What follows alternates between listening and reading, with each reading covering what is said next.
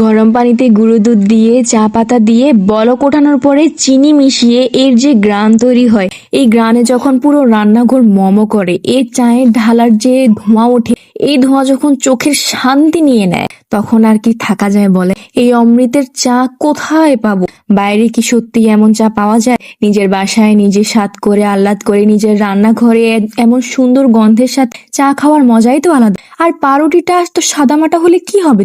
এটাকে যদি আমি একটু টেলে নিই, সুন্দর করে এপিট ওপিট করে একটু মচমচে করে নিই, তাহলে কি খারাপ হবে? এটা দিয়ে চা দিয়ে চুবিয়ে খেতে কিন্তু সেই লাগে। তোমরা কিন্তু অবশ্যই এভাবে একটু ট্রাই করে দেখো। চায়ের মধ্যে পাউরুটি দিয়ে চুবিয়ে খেতে এমনি মজা, কিন্তু যখন এটাকে টালবে, এটার মজা, এটার স্বাদ আরো 10 গুণ বেড়ে যাবে, অবশ্যই বেড়ে যাবে। আর সবচেয়ে বড় কথা হচ্ছে, তোমরা সবসময় তো সাদামাটা খেতে পছন্দ করো না।